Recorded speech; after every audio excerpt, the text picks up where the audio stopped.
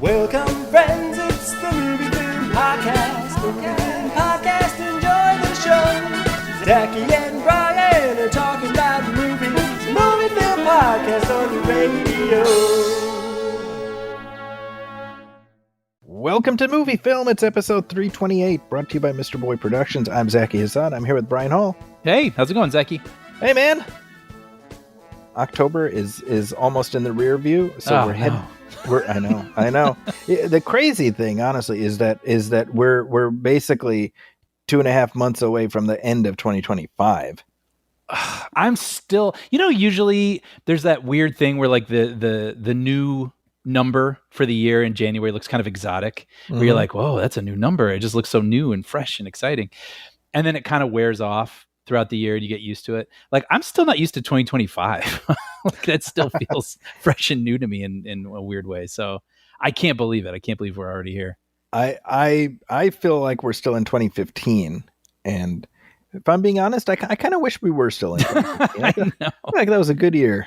Yeah, that reminds me, for a long thing in my mind that I won't get into, but it brings me to Halloween.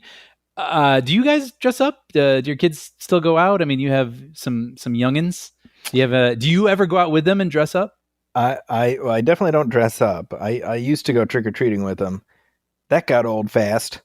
How so? Like, just wandering the sidewalks? Yeah, it's waiting. Tedious. Yeah. I don't like any of that. So I don't even know, to be honest. I don't know what the protocol is. Mm-hmm. I don't think they go trick-or-treat. I mean, I'm not stopping them, just to be clear, but I think they may be kind of past it. Yeah. And I know, I don't have kids, so these are things I pick up from other people, but I know there's like this whole new thing now where basically people that meet in parking lots and kind of like open their trunks up. So you're not just going to strangers' houses to get candy. You're sort of having the experience, but you're doing it amongst a group of people that you know. I know that's so. Is this just fear of going to strangers' houses? I don't know. I know that's a thing that can like happen, like sometimes in church parking lots or mall parking lots or something. I've had friends tell me they do that. Yeah, we used to do a thing like they used to have trick or treat at the mall. Yeah, right. And we have a mall we had, I should say, a mall very, very close to our house. So we used to just take them around. But that mall is just a desiccated husk of a thing now. So I don't think there's much of anything going on there anymore. Yeah. So I don't know. All I know is Halloween night. That's when I turn off all the lights. Yeah. And tell everybody in the house to shut the hell up. Yeah. That's how I roll. You guys are all under the table when the doorbell rings, like, shh. Yeah, that's so funny. It's like hiding from the raptors. Yes, exactly. Yeah. But what have you been up to? Oh, man, let's see. Well, I watched a few things. Actually, everything I've watched lately, I've kind of enjoyed. So that's good. Is that a little tell about our discussion later in the episode? We'll see. Ooh. I wasn't going to mention this, but I'll just throw it out there because I finished it so recently. But I watched an older movie called Devil in a Blue Dress. With Denzel. From 1995. Don Cheadle playing a sort of smaller but very memorable role. And it's just this cool 1940s, LA noir. And when it's a guy who he just needs work. And so he decides he'll spy on someone for money. And then he gets, of course, sucked into this big conspiracy. And by the end of it, Easy Rollins, that's the character's name, right? Holy crap. Is that off the top of your brain? I saw that movie when it came out. And that's that's the only thing I remember about that movie is Easy Rollins. I just thought that was a cool name. Ezekiel, right? Yes. Yeah. Dude, your mind will never cease fascinating me. It's an overgrown labyrinth of a thing in there. It's incredible. Well, it's from director Carl Franklin, who I'm not super familiar with, but as I was watching it, I looked it up because I was like, who directed this? I love the style. Like it's not over the top. It's just perfectly suited. And anyway, and then when it was over, when the mystery is finished, Easy is like, maybe I'll give this a shot being a PI. Let's see how that goes. And immediately I went to Amazon to see if there were books because I was like, I want to read these books. I like this character. I like this world. So yeah, apparently Criterion put out like a Blu-ray or whatever of it a couple years ago, so I assume it's streaming on their channel. And yeah, it's not too hard to find. But anyway, if people want to see like a young Denzel crushing it in a 1940s LA noir, it's like almost 90 minutes. It's just a little over that. It just breezes by, and I don't know, exudes style that I really enjoyed. So yeah, it's kind of a still swirling in my brain, so I figure I'll bring it up. Well, Carl Franklin, he did 2 movies. One is he did 2 movies that I remember. One is One True Thing. I don't know that. Which is very good. It's like a family drama with William Hurt and Meryl Streep as a married couple. Renee Zellweger as their daughter. I remember. I just Googled it. I remember this poster. Yeah. It was that was like probably right around the time we met. Yeah, 98. Okay. That's a good one. And then he did a movie called Out of Time. Yes. Which I remember thinking was okay. I don't remember much about it. That was also with Denzel. Yes. I remember that. Starring Denzel Washington and Dean Cain. The one and only time in history. Wait. You will be able to utter Dean Cain. Yeah. No, maybe I'm thinking of another film. This is Eva Mendes was in it. And oh, man. Interesting. Yeah, I'm just kind of scrolling through his stuff right now. Yeah, I think I am thinking. What was the other one? Oh, I'm thinking of the Tony Scott one. Oh, Man on Fire. No, there was another one that didn't involve like science fiction. Deja Vu. That's what I was thinking of. Okay. Yeah, that was not a good movie. Yeah.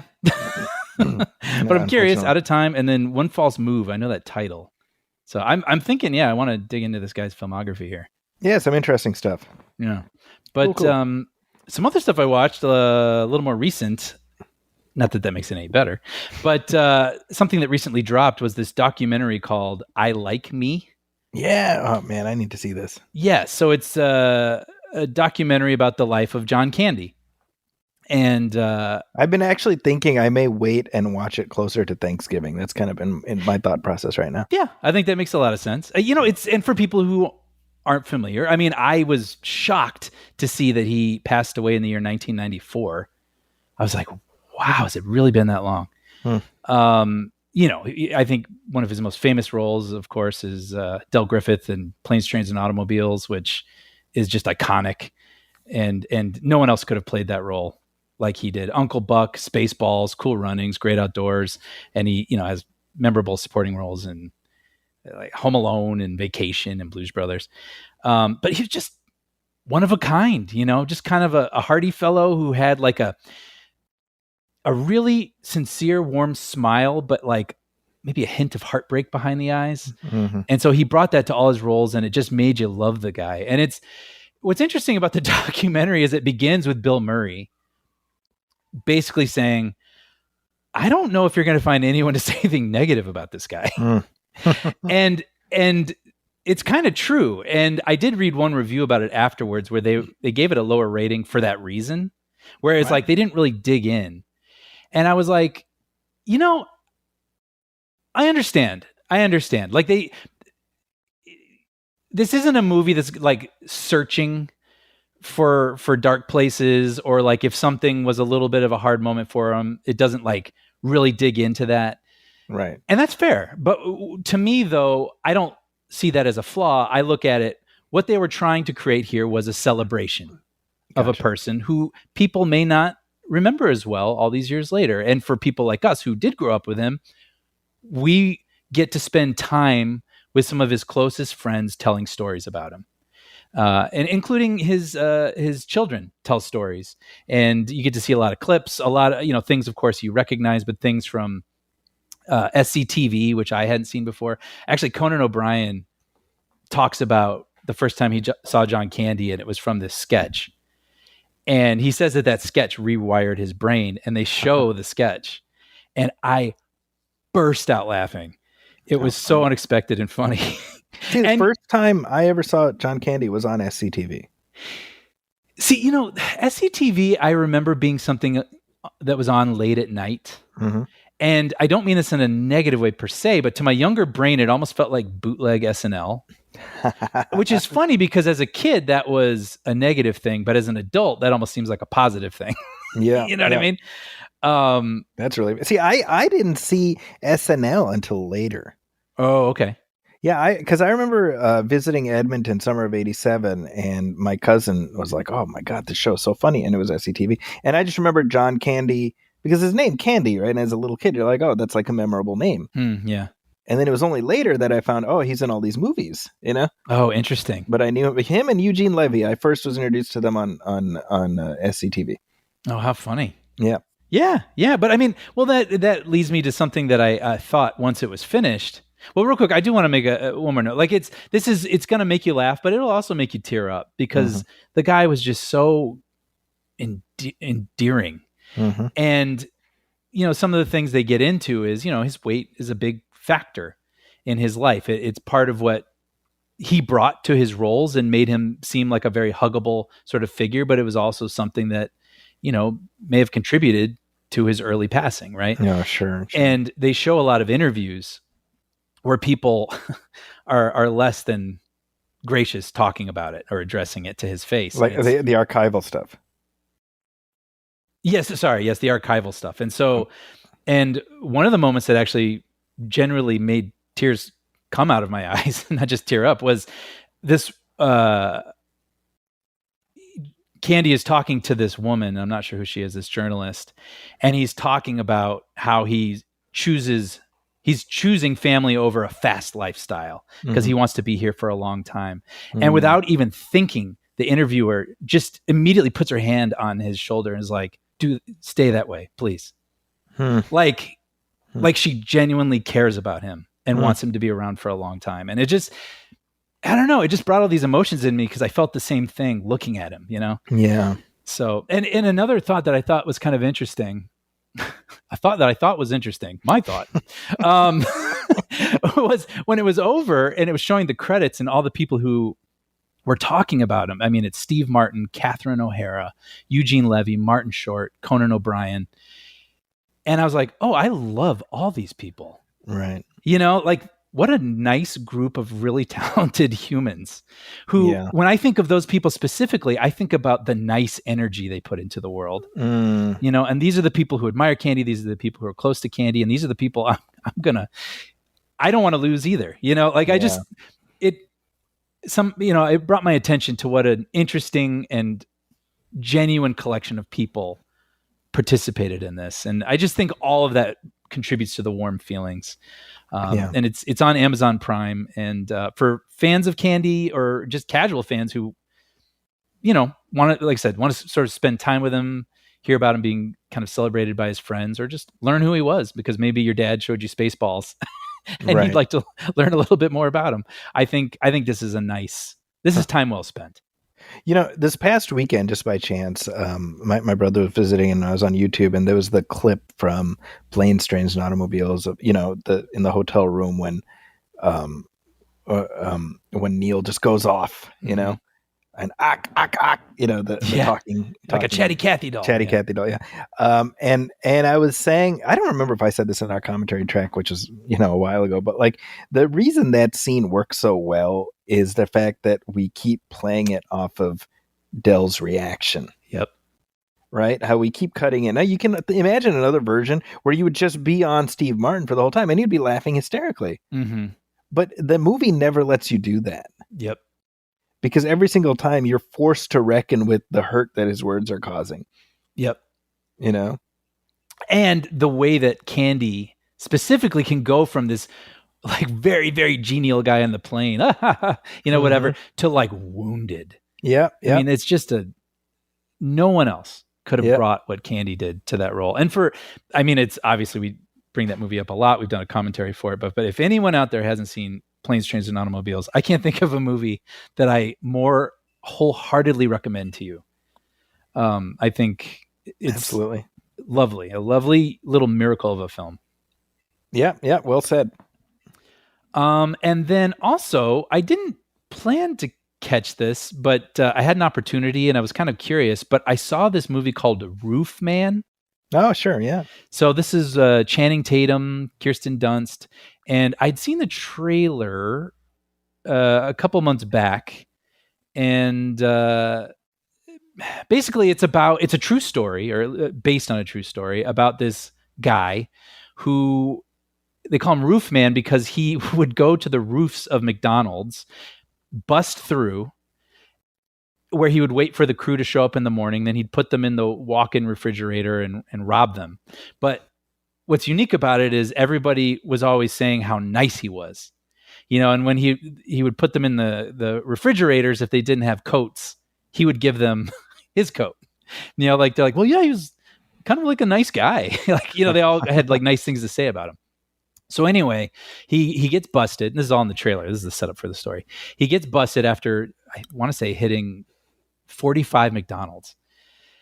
And, he has a family and kids. He gets put in jail, and he's just desperate to see his kids again. And so he figures out a way to escape.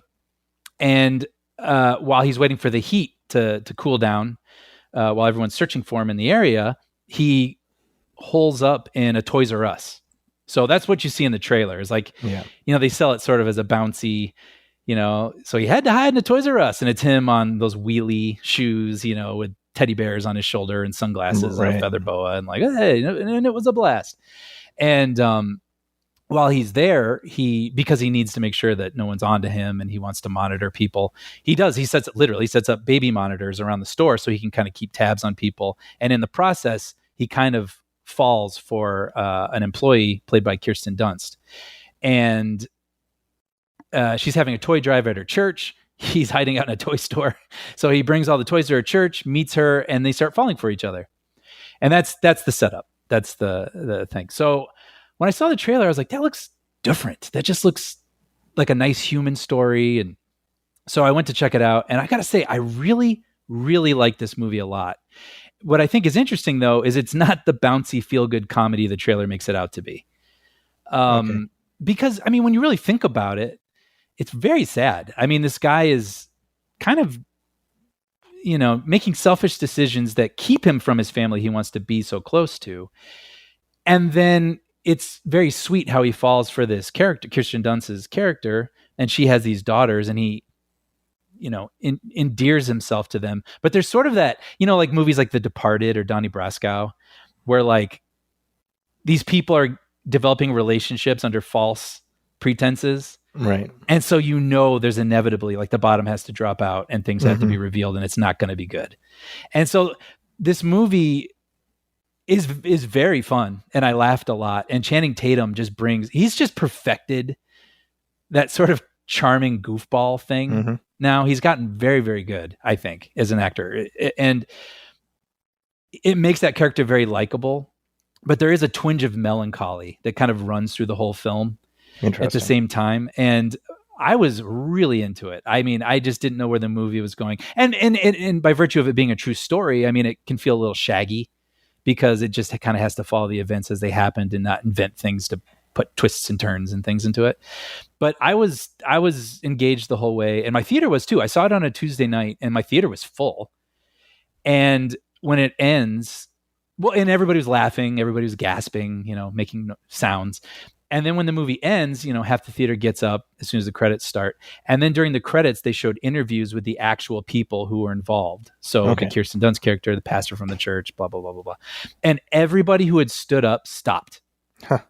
Stopped and leaned against a wall or took a new seat because everyone wanted to see these people talk about the real experiences. And so to me, I was like, well, so this movie succeeded. But it was just kind of a bummer because, it didn't perform great. I think it opened to about 8 million.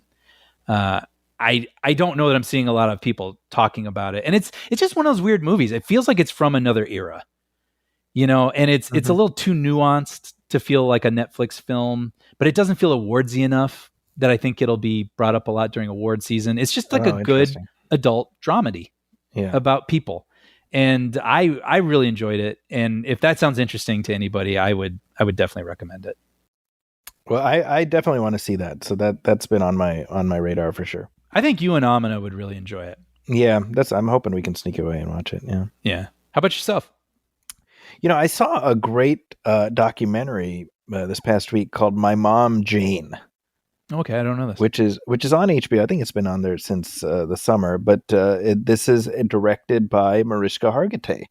Oh, this, yes. Okay. Yeah, she of Law and Order Special Victims Unit, and so the documentary is about her mother, who's Jane Mansfield, right? Mm-hmm. Famous actress from the 50s and 60s. You know, she was a sex symbol in the Marilyn Monroe vein. Mm-hmm. And she died young in an automobile accident, right? And Mariska Hargitay was 3 at the time her mother died. Mm. She was actually in the car. Oh, wow. Yeah, along with her siblings. But so she has grown up and become a star in her own right, you know, and she's always grappled with the fact that obviously she doesn't have any real memory of her mom, and the only image of her available is this sort of manufactured sex bomb, right? Right. And so this is a movie about her trying to find her mom, essentially, by virtue of connecting with her siblings, or many siblings. But it's more than that. I mean, it's a journey. It you know, there are times where you're leaning forward, you know, to see what's going to happen next. You know, I mean, it's masterfully put together, and it's incredibly emotional. You know.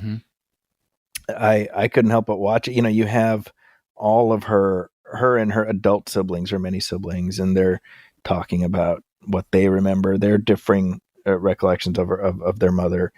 And, you know, I can't help but think like how, like I got 6 kids, you know, what is that going to be like when they're grown-ups? How are they going to look back at me, you know? Right, sure. You can't help but think about that. So it's a terrific documentary. It's on HBO right now. And you should absolutely watch it. You'll be absolutely engrossed by it. Yeah, I definitely want to check that out because, yeah, I don't know a lot about Mansfield. So yeah, just I don't know, learn a little bit about film history that I'm not as familiar with. Yeah, same for me. Yeah. The screening occurred, I should say, in the context of Mariska Hargitay having come to San Francisco. Yeah, I was going to ask you about this. Yeah, so this is a cool thing. First of all, I should say, like, so you know, last week, middle of last week or whenever, you know, I told my wife, I'm like, hey, you know, there's a thing coming up with the in the city. She's like, oh, what is it? Oh, it's like a Q&A with Mariska Hargitay, and she goes, oh, the person you've had a crush on since before we got married. And I said, yes. Yes. And you told the kids, I have to run out for cigarettes. So going and attending, just sitting in the Q&A was good enough. But afterwards, the publicist was like, oh, this is Zaki Hassan. He's a critic with the Chronicle. She, you know, introduced me to her. And it was funny because I got to, you know, I have an autographed picture of her from like back in 2007 that I had gotten. And so I was like, you know, back in the day, you know, I got this autograph from you, and she can tell just from the headshot, like how old it is, you know? And I was like, and then I was able to pull up, you know, on my phone, I was able to pull up the letter that I had written to her. Because this was like, again, it's like 2007. And so I was like, oh, you know, she had just had her first child. And I was like, you know, that was around when my wife and I had just had our first child. And I had mentioned that in the letter. So I just showed her that. And I'm like, you know, that kid is in college now. And she's like, get out of here. My kid just started college too. And she's like, gives me a big high five, gives me a big hug, you know. Very cool. But here's an interesting adjunct to this story. So I come into school the next day and I'm like, hey, so here's a cool thing that happened. And I met Mariska Hargitay. Nothing. From Law and Order Special Victims Unit. Nothing. And she plays Captain Benson. Nothing. Nothing. I mean, nothing. Not even like a flicker of recognition. And then you were like, no, remember the catchphrase from Mike Myers, the Love Guru? And everyone went, oh. Yeah, that's the thing. Yeah. So I'm like, okay, well, that's my 7:30 a.m. Maybe they're a little bit out of it. So then I'm like, okay, well, I'm going to tell my 9 a.m. kids, that's a media class. They'll get it. Nothing. Same. So then I'm like, okay, well, now I'm just compiling data points. And I literally went through the whole week. Every new class I would mention this. And almost to the one, I would say, statistical aberrations notwithstanding, no one knew who I was talking about. Really? And I bring this up only because I find this fascinating, because this is a show that is still airing right now. right? It's not. I mean, it on hasn't. TikTok. Is it airing on TikTok? Maybe not. That's the problem. So it's still airing, and it's still, as far as I know, one of the highest rated shows on television. Yeah. And so when we talk about the disconnect between the modern, like the youngins, and how they're getting their content versus just the traditional means of putting shows and things out there, there's the yawning chasm right there. It's wild that that you can witness that. We're old enough now to have witnessed those moments. Yeah. Where something was, culturally something everyone was aware of, and then, live long enough to see it, I don't know. It could still be there, but people have found their own things now. That's to me, it's not like, oh, it's, the show, it ended 10 years ago. No, it is currently airing. Mm-hmm. There are new episodes, laid out for the next several years at least. But it's like we are so completely contained within our silos that there's just no overlap. And I draw a distinction with, you and I growing up in the 80s and 90s, we still knew the Brady Bunch and the, and the Munsters and all this stuff because we were exposed to this stuff. So there was this shared language that stretched across the decades. Yep. I don't know, man. It makes me sad. That's all I want to say. But it's interesting. I don't know if we were going to talk about this later, but I think this relates now. Yeah. I saw the headline that Jim Carrey may be playing George Jetson in a Jetsons movie directed and written, or at least co-written by Colin Trevorrow, which that alone is a wild sentence. It really is. Yeah. But it makes me think about Jim Carrey. Yeah. Where when we were teenagers, I mean, he was it. Yeah. Like he felt like our guy. He came firing he was fired out of a cannon with in 1 year with Ace Ventura, which is a huge hit, The Mask, huge hit, Dumb and Dumber, 1 year. And all of a sudden in that time he goes from making, whatever, change he's making to like $20 million. Yeah. Right. And then he has this crazy run and the sequel to Ace Ventura and the Truman Show and all these sorts of things. But then, he has his, makes the number 23. He tries to do like his dramas or his thrillers and stuff. And then he kind of became like, oh yeah, remember when Jim Carrey was funny, kind of a thing. Yeah. And like, we missed that Jim Carrey. And there was like a dip for him. Right. So I find it fascinating that he's now on this comeback with the Sonic films. Yeah. And I always wonder, I saw the last Sonic in a big crowded theater with a lot of kids and they love him. Oh yeah. But to me, I'm trying to relate it to my own experience. And I think, would that be like me watching a movie in 1992 where like Jerry Lewis, was like playing the villain and I'm like, oh, that guy's kind of funny. And my parents would be like, no, that's Jerry Lewis, Brian. That's Jerry Lewis. Kind of Come on. I mean, my God, Professor. Yeah, is that The Simpsons? Yeah. That's one of my favorite moments. That's the when the Langdon Alger when he's pouring the thing on the on the soda on the Springfield. You're functioning without it. I mean, my God. I can hear his voice in my head. It's so good. He's like pouring soda over the machine. Yeah. Oh God. Yeah, oh no.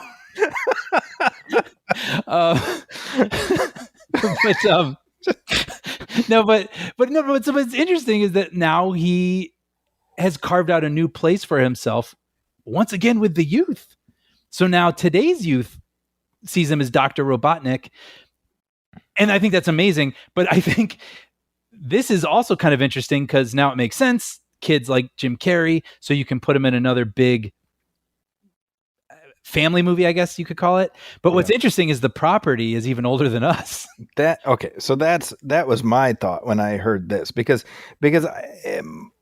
at some point you and I have talked about how maybe it was when we did our Flintstones movie commentary track where it's like that when the Flintstones came out, that movie, that was probably at the outer edge of when you could make that movie. 100%. Because we did grow up with it. It was on in the morning for us as kids, but that was about the end of it.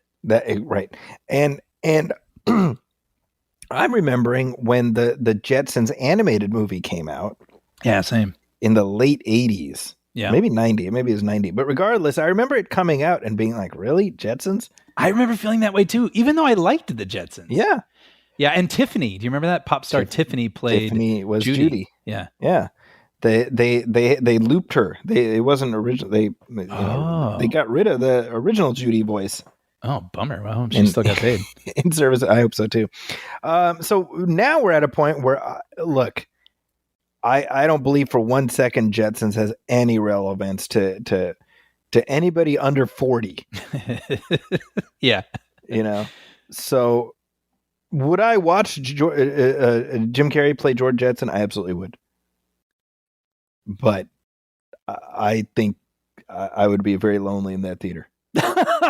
Well, see, I have a lot of feelings about this. Like, I actually think this could be really cool. I think it's pretty great casting. I agree. And if there's someone with a funny take and a good sense of humor, I could see its dazzling look catching eyes, even for people who don't know what it is. So you don't think Colin Trevorrow's the guy? I don't know. I don't know. I don't want to, I think he's had some hits and misses. Let's put it that way. Sure. But like, I this is such a lazy example, but it makes me think of like if Seth Rogen was doing it. I know he's kind of got a perspective and he's got like his own sort of voice. Sure. And it would be interesting to see what he would do. I mean, he's doing it's right Seth now, Rogen doing the Green Hornet. Yeah, which I didn't love, but I also didn't completely not love. But it's like a weird mix. Yeah, that's a weird one. But you know what I mean? Like if there was like a voice, I don't even have to know who this voice is, but if there was a comedic voice behind it that I thought was going to bring something specific to it, that would make me feel a little bit better at this point about it. But yeah, I mean, I'll be there too. I'm very curious about it. I mean, I want to see the ship and I want to see Astro and, and Spacely Sprockets and all that. But it's weird. It's weird. That's why I brought it up. It's talking about windows of cultural relevance. This is a weird one that I'm curious. I think we are well past the window of the Jetsons' cultural relevance. Definitely. Right. Definitely. Like it was created in the 60s. And so it lampooned the nuclear family dynamic of the 1960s and did what the Flintstones did, but in the future. Yeah. Well, that was already starting to feel outdated by the late 80s or the mid to late 80s, which would be when you and I, entered the picture. So in 2025, what does the Jetsons say to anybody? I don't know. Why didn't we end up there? I don't know. Yeah. I'm not sure. But yeah, it is a very like retro future aesthetic, right? Where the moving walkways. And so I'm curious if they stick with that sort of 60s, sort of like what Fantastic Four did recently, right? Oh, sure. This past summer, where it's that 60s future feel. That's what it would have to be. I think it should.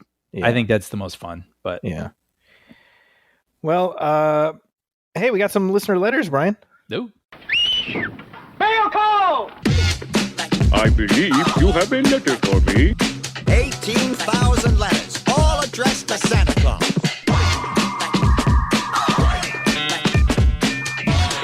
You got mail. All right. Well, here's a note we got at moviefilmpodcast@gmail.com. This is from James Olson, who says, "Hey, Zachy and Brian, congratulations on your podcast award nomination. It is most certainly well earned." Oh, thank you, James. Thank you. He says, "As you know, I began listening to your podcast about 2.5 years ago, and since then I've listened to your entire library." Wow. Whew. Except for the commentary track for Planet of the Apes. Oh. That was our first commentary track, by the way. He says, "When I eventually draw this movie from my designated movie hat, I will sync up your commentary to the movie and watch it live." Wow. He says, "You two have done excellent work, and it has been very entertaining and interesting listening to your show evolve as well as understand the origins of the Magnificent Ambersons reference." He says, "What I really wanted to discuss was when Brian mentioned seeing Chinatown for the first time. I actually let out an audible gasp when I heard that. The first time I saw Chinatown was during spring break of my first year in college. I was in a terrible funk. I had entered my first year as a chemistry/physics major and found myself completely overwhelmed by the massive change in the curriculum from high school to college. By this point in my first year, I was failing these classes necessary for my major, and in a state of depression, I came home from spring break and decided to rent Chinatown based solely on the fact that I was a Nicholson fan and heard that he played a private investigator in the movie. Talk about the perfect role for young Jack. Yeah, I think you and I said the same thing, Brian. Mm-hmm. Needless to say, I was blown away by the story that unfolded and the letter-perfect dialogue that each character spoke. As I sat there, I thought to myself, if only I could write something like this. And then it hit me.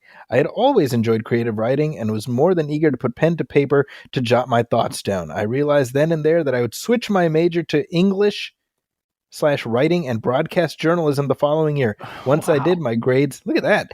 My grades dramatically improved and I was able to graduate college. As I write this to you now, I would also like to mention that I'm completing the final revision of a novel that I'm in hopes to submit in the first half of next year. It really is interesting. Whenever I hear mention of Chinatown, I always pause and reflect about a movie that literally changed my life. James, I wish you could see my face. That is, I have the hugest smile on my face right now. I love that. I love that story. Congrats. That is super cool. He then adds, P.S. As you mentioned in your podcast, Chinatown was about the water in Los Angeles, and you were uncertain what the plot points were for the next movie. The Two Jakes is about oil, and the third movie would have been about the airways of Los Angeles and the battle of control regarding which airlines would dominate the skies above. So there you go. Have you watched The Two Jakes yet? No, I do plan on it, and man, I really want to see that third one. That sounds fascinating to me. Yeah, too bad we'll never get it. Yeah. I mean, we get the unofficial sequel about the trolley car disappearing, right? And Who Framed Roger Rabbit? Yeah, exactly. But which is, by the way, I didn't obviously get that until much later when I finally saw Chinatown. Brilliant. Like what a brilliant, like let's riff on Chinatown and throw cartoon characters into it. But yeah, controlling the LA skies and airlines. I don't know that story. That sounds fascinating. Write it, James. There you go. Yeah, exactly. Yeah. Write the book.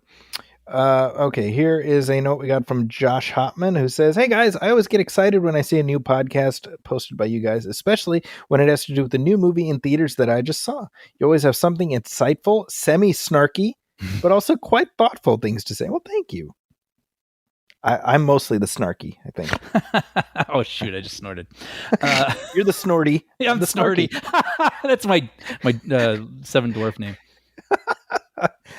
He says, anyway, this doesn't have to do with the new movie, but instead some old ones. In a recent episode, I was excited to hear Brian call it. Brian, you're getting all kinds of people excited. Oh, thanks, guys. He says, I was excited to hear Brian call out the Coen Brothers film Intolerable Cruelty. Yeah. Being a Coen Brothers fan, note the plural brothers.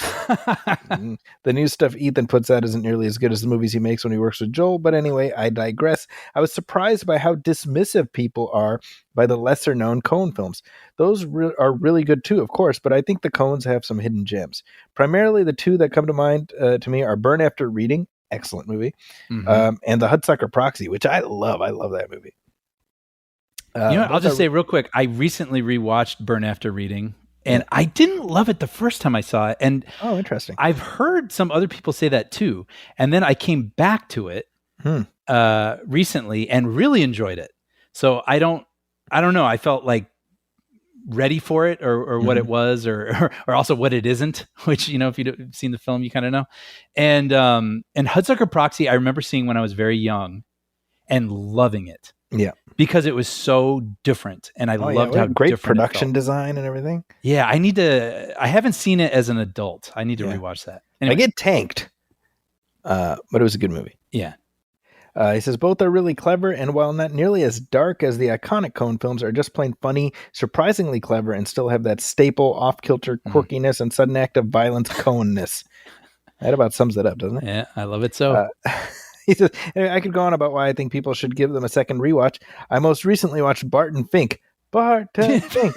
Barton Fink. Boy, was that a trip. And I'm curious if you have any favorites of theirs. Also, here's to hoping the brothers get back together for another one. And he says, P.S. I've never seen Death Becomes Her, and per Zachy's recommendation from a previous episode, I've started watching it for spooky season. Oh, great. That's another good one. Yeah, definitely. I want to revisit that. It's been a while. Yeah. So what, I should say I did watch, oh man, what was the one that just came out with Margaret Qualley? Honey Don't.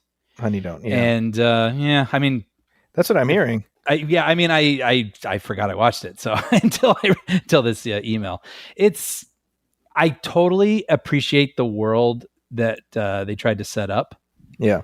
And it just, I don't know, it just didn't connect. That's a shame. Yeah.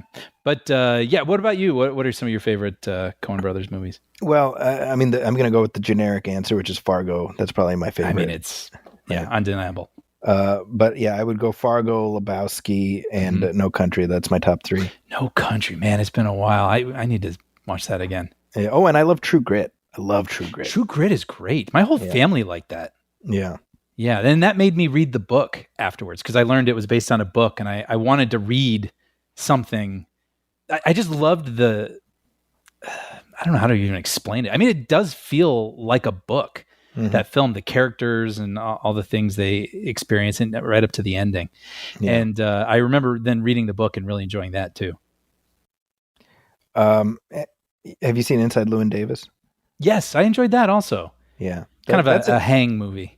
It's a hang movie. It has, look, man, that has a song sung by Oscar Isaac and Justin Timberlake and Adam Driver. First time I saw Adam Driver actually was in that movie, by the way. Probably same, yeah.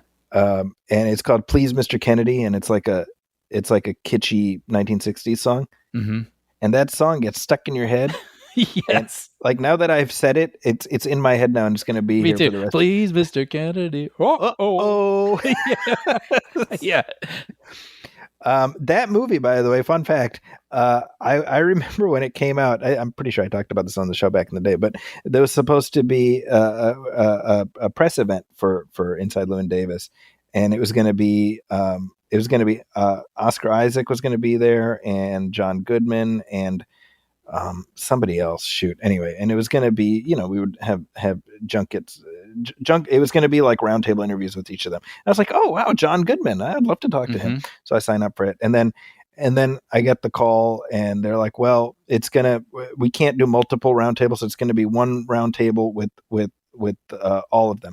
Oh, and like the third person can't come. I'm like, okay, no problem. And then it's like, oh, and John Goodman isn't going to be able to be there, but it'll be like a big roundtable with Oscar Isaac, and I in 2013, late 2013, it's like, Oscar Isaac, who's that? Yeah. I'm like, man, do I feel like driving all the way down to the city for like ask one question to a guy I don't really know? Yeah. And then I'm like, yeah, no thanks. And then like a week later, Oscar Isaac signs to star in the new Star Wars movie. I'm like, huh. Yeah. You guys could have been chums. We could have been chumming out. Yeah. So that's like my clearest memory of that movie. Yep.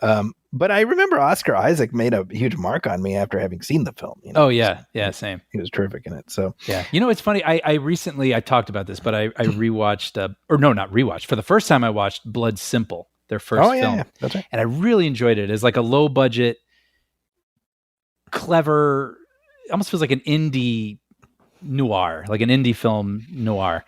And but what I love about it is it's interesting characters and twists and turns, and you're engaged the whole time leading forward. But what I really loved is there's this scene in a bar, and the camera is just slowly tracking down this bar, from one end to the other to get to our characters who are in conversation. But along the way, there's a passed out drunk guy sleeping on the bar. So the camera gets to the guy and just slowly rises, goes over him, goes back down, and continues tracking to the end of the bar. And you're like, there they are. That's the Coen Brothers. Right? You know what I mean? Like, they were, even in this relatively straightforward, serious crime movie, they had to put like a little weird meta joke in there that, right. It's like, the kookiness was always there, and I loved it. It was there early on. Any other Coen things that jump out at you?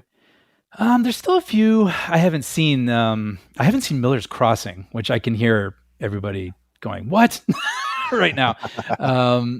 And the one with Billy Bob Thornton, The Man Who Wasn't There. Is that right? Or am I thinking of yes, that's title? Right. Yeah.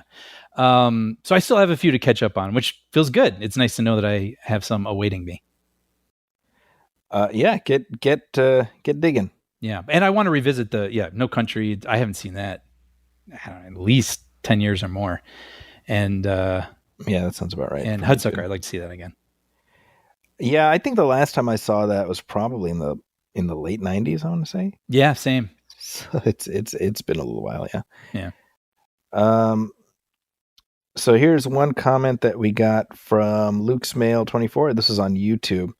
And this was with regards to, if you remember, in our last regular show, we went on a little tangent about the Rambo prequel movie that they have coming out. Yeah, John that's Rambo. right. He says, thanks for reading out my comment, guys. I love your take on the prequel Rambo movie. It really does depend on the concept they have for it. We can only hope it's more X-Men First Class than Young Hannibal. Yeah. I think it's called Hannibal Rising. Oh, wow, I forgot all about that. Yeah, it was pretty lousy. He says, anyone remember that one? And yeah, me. Now that you mention it, yes. But otherwise, yeah. He says, I'd love for you guys to discuss the death of poster artist Drew Struzan. Well, we're going to be talking about that in just a second. Mm-hmm. He says, sometimes you grow up with someone's work and you don't even know it.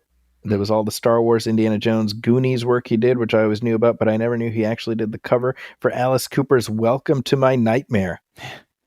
My dad used to play that on audio cassette. That, kids, was how we listened to music in the car back in the day. A long time ago. And I never knew that was Drew's work until Michael J. Fox pointed it out. Drew Struzan is indeed an icon and legend, and we will talk about him on the other side of this. Extra, extra!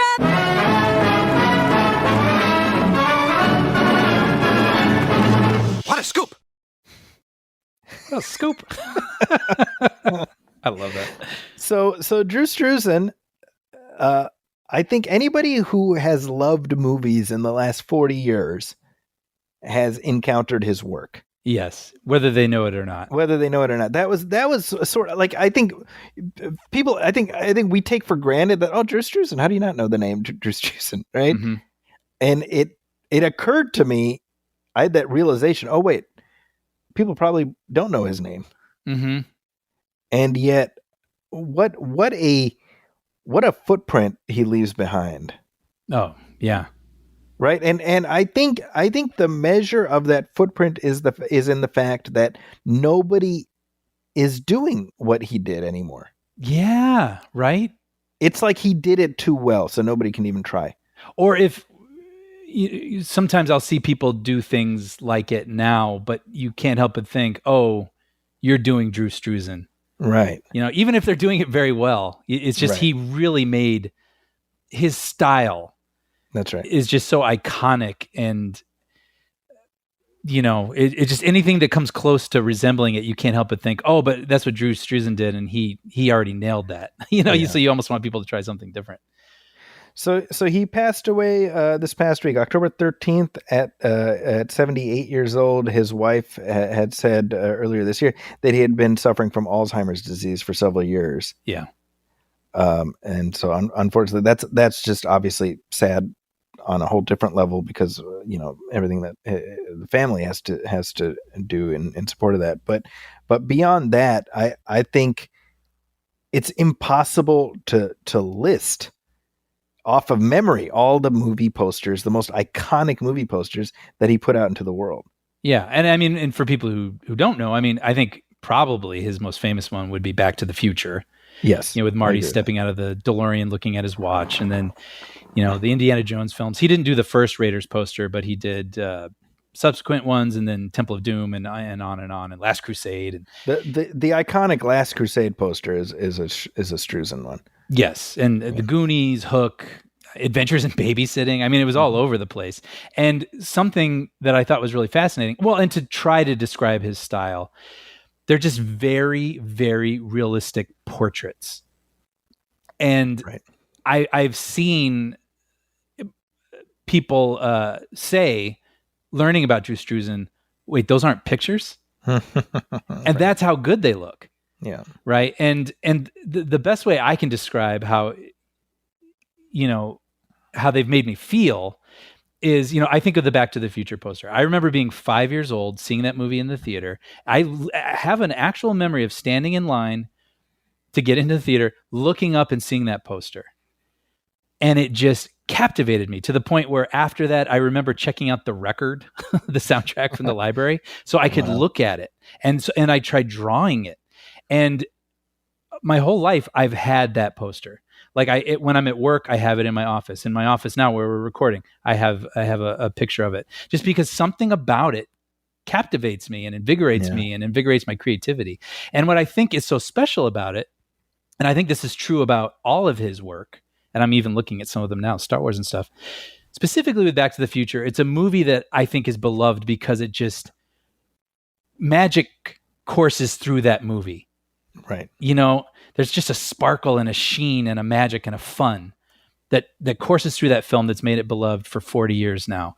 And somehow that image, that poster, it's hand drawn, it's a still image, radiates that magic. Yeah. Right? That magic courses through that still image.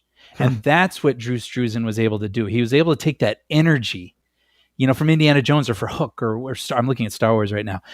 And it feels like the posters are radiating what you loved, the feelings you loved about that movie, they radiate off of these posters. That was, to me, his magic trick.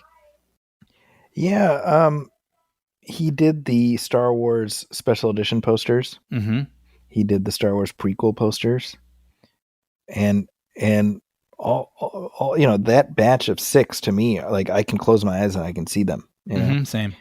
You talk about the Back to the Future poster, which I agree is just, you know, that's I suspect that's the one that most people can call to mind if you list his things. But I'm sitting here looking at the Indiana Jones and the Last Crusade poster that you got me a couple years ago, signed by Drew Struzan. Mm-hmm. And that was an incredibly kind thing that you did for me, by the way. And it was already very special to me. But now as I sit here looking at it, it's like, you know, this is one of the most precious things I have. You know, and he had set up a website, I think, and he was showing his work at this gallery in Texas at some point. And so it was, I don't previously remember being able to like access him or his work like you could, you know, several years ago. And so as soon as I saw the opportunity to own something that came from him that was actually signed by him, I mean, to me, and I know to you as well, and that's why I was like, we have to have this. It was almost like, you know, like our famous painter from history, you know, someone who's spoken to us since we were little kids, and the work evokes something in us. It's like, how could we not own something that came from the man? I know, I agree. I have Back to the Future hanging in here signed by him. Nice. And it's just one of the most special things I own. And it is a reflection of how the art of movie posters has shifted so much, right? I mean, I'm looking at a Variety article that has some of his best posters, right? And I'm looking at the poster for Hook. Yeah. Which, you know, not a great movie, but a beautiful work of art, right? And I'm like, where are these posters? Why do we have so many Photoshop shit smears that are hanging on theater walls, you know? Yeah. That would be funny if there was an artist like Vladimir Shitsmear, and you were just like denigrating him specifically. Vladimir Shitsmear. We get all these shit smears everywhere populating theaters, and Vladimir's listening like, oh. This is a quote from Harrison Ford. He says, "No artist captured him better than Struzan." And I think that his Last Crusade poster is just, to me, that's the most iconic Indiana Jones image for me. You know, yeah, I don't know. It's just, look, these are icons from throughout our lives, and this is just the you know, getting older, unfortunately, that's just part of it. But like, it's hard to see these markers, these demarcation points with increasing frequency, you know? Yeah. And I think it feels so personal in a way, because for you and I know most people listening right now, I mean, this stuff is a big part of our lives. Yeah. You know, we get affected by films and television, whatever. And, you know, most people enjoy it, but we get really affected by it in unique ways. And he was able he touched us. His work touched us in a special way, our imaginations. Yeah. That many people haven't. And so that immediately makes him a really special and important person in our lives. And it's, I'm happy to talk about him and celebrate him right now and praise his work and the ways his work has made me feel throughout my life. And I'm also sad to mark his passing. And I should say, actually, when you talk about the magic he imbued his art with, he did a poster for Masters of the Universe, the motion picture, the Dolph Lundgren one. Mm-hmm. And if you look at that poster, you'd be like, this is the most incredible movie ever made. Right. I would say it is, in fact, not the most incredible movie ever made. Somehow that poster feels more magical than the film itself. Yeah. I mean, the movie is what it is. And the movie is what it is. It's fun. We'll be talking about it next year before the new one comes out, Oh, yeah. All right. There's our commentary in the barrel ready to go. But that poster, man, I would love to hang that poster on my wall. Yeah, but that makes me think of the movies we're mentioning, like Back to the Future, Star Wars. Those are magical feeling movies. Yeah. But I remember the poster for Adventures in Babysitting. Yeah, yeah.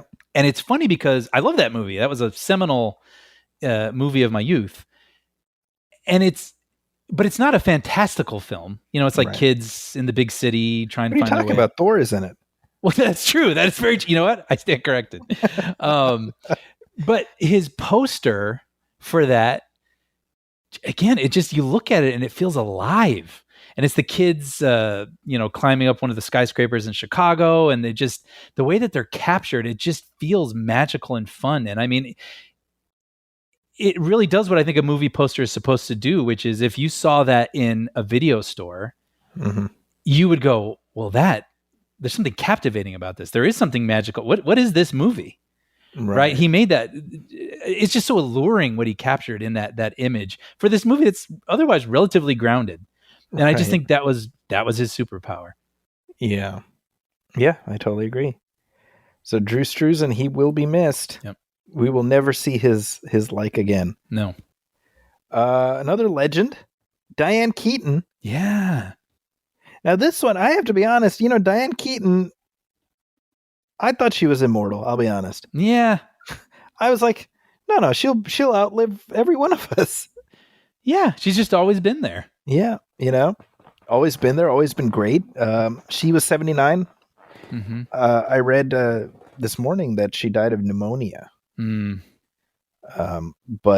man, you talk about a body of work. I just happened to be in the middle of screening The Godfather with my students. So I was like 1/3 of the way through The Godfather, and then this news broke. Oh, wow. Okay. And in that film, she's obviously very, very youthful, and at the beginning of this extraordinary career. Mm-hmm. I don't think could she have even imagined at that moment everything that was in her future. Yep. What do you think of as some of your most iconic Diane Keaton performances? Well, certainly Godfather, but I think the first time I ever saw her, just due to my age, was Father of the Bride. Father of the Bride. I was going to say, yeah. Right? Her and Steve Martin playing the parents. Yeah. And about my age in that movie. I think she's like 46. Yeah. Yeah, isn't that wild? It's crazy. But it's funny because even as a kid, that's another sort of weird thing about how movies have changed over time. Like this movie that focuses on the parents not wanting to let go of their daughter, getting married. But even as it came out in 91, so I was 11. I remember loving that movie. And I wasn't bored with the parents on screen, I obviously I like Steve Martin, but she wasn't like, and the wife. You know what I mean? She had her own personality in that movie. They played off of one another. And I remember her really well from that. Also, strangely, I remember Baby Boom. Yeah. I remember that being something my mom rented, like for herself, and watching it with her and kind of enjoying it. And then, of course, First Wives Club. She's, I got to be honest, I'm not a huge Woody Allen person. And what I mean by that is I haven't really even seen a lot of his movies. I saw some of the ones when he had his little assance, with Midnight in Paris and all that sort of stuff. Yeah. But I've kind of not seen her in those older films. So I mostly know her You know, 90s So you haven't onward. seen Annie Hall. I have. I don't remember it very well, if I'm being honest. Yeah, I enjoyed her in Annie Hall. I'm with you where I'm just the Woody Allen, flavor kind of missed me.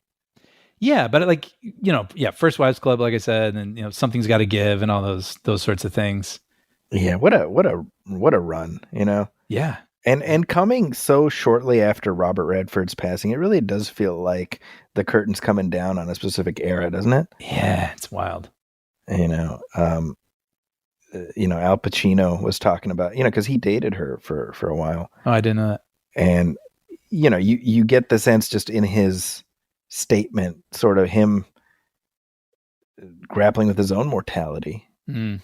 And this whole, I mean, look how many of the Godfather cast are gone now, Yeah. I mean, it's a lot. Yeah. Just in the time since I first saw that movie, which is like 2001, from then to now, right, one by one, Brando, and yeah. So another legend, and hey, here's one. This one is special to you and I think, Brian. Ron Dean. Yep. The character actor, Ron Dean. Absolutely. I mean, go ahead, please. What would we know him from? Well, I mean, number one, The Fugitive. Yeah. One of my favorite exchanges. He did it for the money. He's a doctor. He's already rich. She was more rich. Yeah, exactly. Yeah, she was more rich. So he was Detective Kelly in The Fugitive. Yeah. But of course, he was also in The Dark Knight as Detective Wirtz. Mm-hmm. He was kind of rumpled trench coat detective guy. Yep. That was his particular niche. And when I say character actor, that's what I mean. You have a guy like Ron Dean who had a very lengty career spanning from 1976 to the 2010s. Just dependably. He was Chicago based, I believe. Yeah. And so that allowed him to he put in a lot of work and stuff like ER and all them Chicago shows. Totally. And he just embodied a type. Yep. I mean, I'm just to rattle off some of his stuff too. I mean, it's like The Babe. If you remember that, the John Goodman movie. Yeah. Nothing in Common, Tom Hanks, Jackie Gleason, Dark Knight, The Color of Money, Risky Business, The Client, Rudy. Chain Reaction. Breakfast Club. I think he played Emilio Estevez's dad. Yeah. Yeah, he was Andy's dad. That's right. He was 55 in The Fugitive. Okay. And I said this to you when I first heard it. I'm like, if you told me he was 65, 75, or 85 in the movie, I would have believed you. It's just one of those phenomenons, right? We call it out a lot, but it just, when you look back on these movies from previous decades, it just feels like people are aging a little differently. At some point, you go from young to old, and then that's it. That's where you are. Right. There you stay. And I don't know where I'm at on that, which side of that one I'm on. I know. I'm afraid to ask my students, Yeah. Right. I mean, if I were to ask them how old you think I am, I worry about the answers I would get. Yeah, no, same. I remember when I was in my early 40s, mm-hmm. people still used to think I was like mid 30s, maybe even like a little earlier. And then I do feel like there was some sort of line that I crossed, and I don't know when it happened, but now I am firmly in my 40s. You know what I mean? Like, I don't know. There's some extra crow's feet or something, but. Well, Ron Dean, he is the glue. We love our character actors here, and he enriched every film he was in just by being able to perfectly embody a specific type. So here's to you gone at age 87. Wow. What a career. Raising the glass. Yeah, absolutely. Hopefully as we raise the glass, Harvey Dent doesn't walk in and shoot us. Yes, that's right. Well, that's the moment, right? If people aren't sure when he is in The Dark Knight. Dent, I thought you were dead. Half. See, what you realize is in the post-MCU world, that right there, that's your post-credit scene. No, it so is, isn't it? Right? If Harvey was going to be the villain of the next film. Yeah, right? Yeah. You wouldn't even see him. You wouldn't even see him. It would just you'd see the silhouette from the back, Yeah. and you just hear half over black. Or it's like you would see the silhouette that looks kind of normal, and then it would turn. Yeah. And you still might not even get a good look at it, but you'd see that like chunks of the face are missing. And half. Yep. Like a skull, the bottom of the jaw or something. Harvey Dent will return or whatever. Yeah, exactly. Hey, speaking of returning, how about this? I got to be honest, this news kind of made me happy. Danny Ocean might be coming back from the grave. Yes. Why from the grave, you ask? Oh, well, you have to watch Ocean's 8 from 2018 or whenever that movie came out. Mm-hmm. No, we have Ocean's 14 in the hopper. It seems, based on comments by George Clooney, that the fourth Ocean's movie, starring him and his merry band of heist aficionados, is about to make a comeback. Hey, man, I'm here for it. I like all those movies. I have to say, at some point, these senior citizens creeping and crawling around as their backs are cracking might strain credulity. You know what's funny? I saw the trailer for Now You See Me 3 the other night, and I've seen it before, but it occurred to me on this watch. You've got the 4 characters. That's already a lot of characters, right? So you got the 4 characters from the original, but now there's like 4 kids being paired up with them. So everywhere they go, there's like this group of 8 people, like pulling their heists and doing whatever they're doing. And so, but it feels like they needed to, I don't know, there was some thinking like, oh, well, maybe Woody Harrelson is too old to draw in a younger crowd. So we've got to give them like a young tier of magicians as well. Right. So it makes me wonder, it's like, okay, you already got, well, if it's Ocean's 14, then there's going to be 14 in the crew. But are they going to feel like they got to bring in all these kids as well? Is this going to be like Ocean's 20, really? With all the people they try to bring in to attract? As long as we get Rihanna's cousin with the magnets. The only thing I remember about Ocean's 8. They're like, it's magnetized. How are we going to get through this? And Rihanna's like, well, hey, I got a cousin who's a whiz with magnets. I remember just laughing in the theater like Robert De Niro in Cape Fear, like just cackling. So Ocean's 8, you may recall, so that movie came out in 2018, and a big part of that movie is that Danny Ocean is dead. Yes. Yeah, Sandra Bullock's character is his sister, and she visits his grave in that movie. Yeah, it's weird because the movie never addresses how he died. Yeah. But the fact that he is dead is a crucial plot point. Now, here's my only point. Now, okay, we're doing Ocean's 14, so it's extraordinarily easy to retcon his death and say he faked it or whatever, right?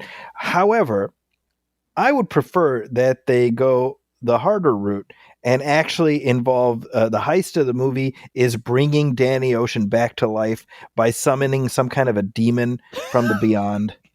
See, that's what I'm saying. See, you and I'm glad we're on the same page. Like, I want Brad Pitt with all this cool jazzy music to be like, no, all we need is a once in a generation lightning storm. And then he like takes a bite of gelato, like we're going to reanimate Danny Ocean. That's the movie I want to see. Me too. I agree with that. We should have pitched this to Warner Brothers. I think so.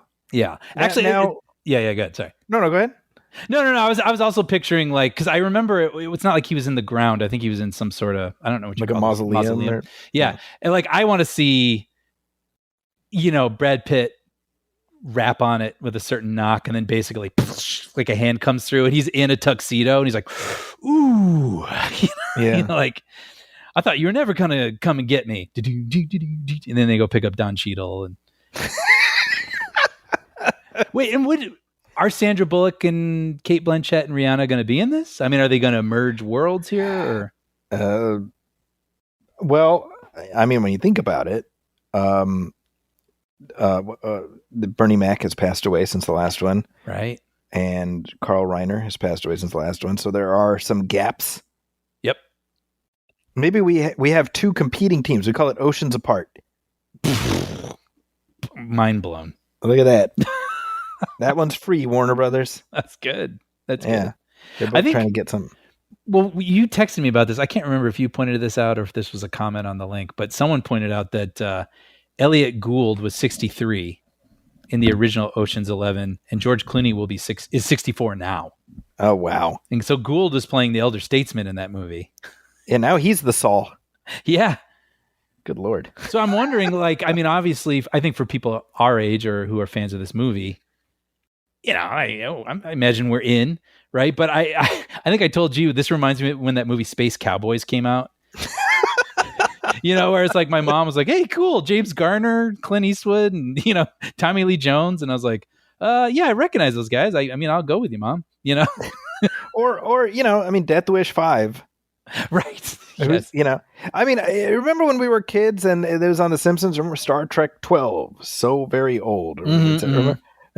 And I mean, that's kind of that's where we're at, right, with this. And by the way, it's to what you were saying earlier. I don't care. I love these guys still, and I do want to see another one of these. But I don't know what your students, your students see this trailer. I have no expectations that they would know the first thing about Ocean's anything. Yeah.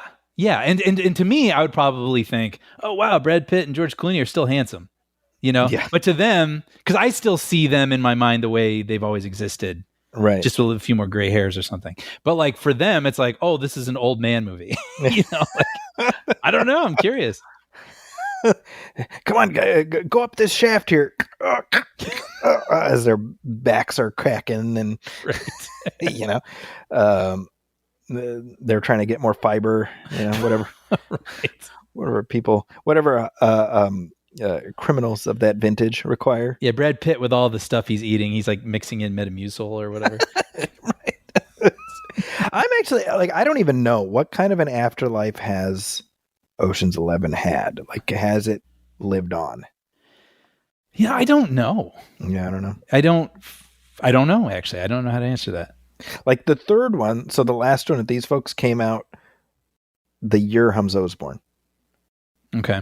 So it's been a whole generation, basically. Wow. Yeah. I mean, they were huge when they came out. Yeah. Certainly the first one. I mean, I was never a big fan of the second one. Same. I'd be curious to go through them again. Yeah. I remember 3 feeling more like a retread of 1, but that's not a bad time. To be had, but I don't remember it. I don't remember it as well, but like for 1, right. I remember very well. Yeah. Very curious. So, I'm into it. Real quick, I wanted to mention, they just dropped a trailer for the new Marvel Studios joint. Did you see this? No. It's not a movie. It's a series. It's called Wonder Man. I haven't even heard of this. What's this? Yeah. Well, so it stars Yahya Abdul-Mateen. Okay. As Wonder Man, for if you don't know, he's a character in the comics who is a superhero / actor. Okay. And he's like a stuntman who becomes a star. So based on what we see in this trailer, so this is Destin Daniel Cretton, who's directing the new the new Spider-Man movie right now. Mm-hmm. But he did Shang-Chi, so he godfathered this, and so there was in the show. There was an old show in the Marvel Universe called Wonder Man, which is being rebooted as a big budget movie. And Yahya Abdul-Mateen is the guy auditioning to play that role. And he is a superhero also. Okay. So they're doing so. It's Marvel commenting on superhero fatigue and endless reboots. I like it because it's different. Yeah. So if you watch the trailer, there's no superhero business in it at all. It's just it's Yahya Abdul-Mateen and Ben Kingsley back as Treba. Wow, he's Treba. And then you've got the actor Zlatko Buric, who was the president of Boravia in Superman. Oh yeah, okay. So he's the director of the film, and it looks pretty funny. Dude, like I said, I'm into it. That sounds something different. That sounds different. And like if you want to do movie stuff, if you want to do TV stuff in the Marvel universe, this is what you do. Yes, not like a smaller scale version of the same thing. Exactly. Do something that you're not gonna like. Honestly, that's why I liked Ironheart a couple months ago, because it's doing something we wouldn't get in a movie. Yeah. Yeah. Well, and speaking of Destin Daniel Cretton, you interviewed him many years back, right? Yeah, him and Brie Larson. Yeah, with Short Term 12. Short Term 12. Yeah, I remember that day when I was interviewing them, Amina had gone in for her. We were expecting our fourth one, and she had gone in for her checkup. And it just worked out in such a way where I wasn't able to go there because I had class and this interview, which is already scheduled. So, but I mentioned, I was like, by the way, if my phone rings in the middle, it'll be my wife, like, because she's having a checkup, we're going to find out whether we're having a boy or girl. And Brie Larson goes, let's call her right now. I still remember that. That's pretty wild. Yeah.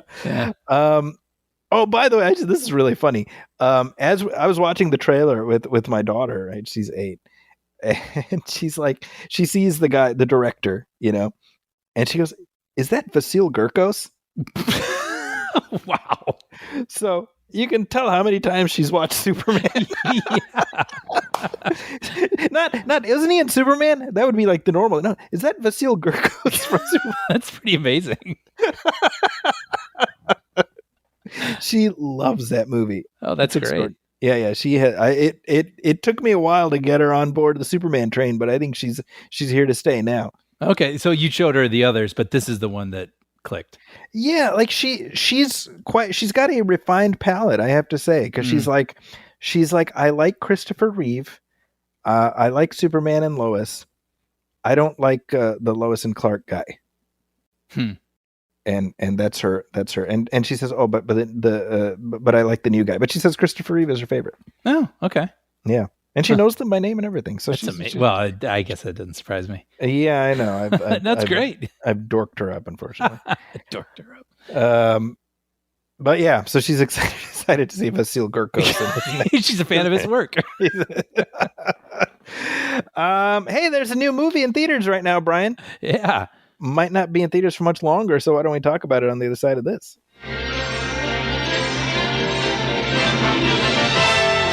And now we're pleased to bring you our feature presentation.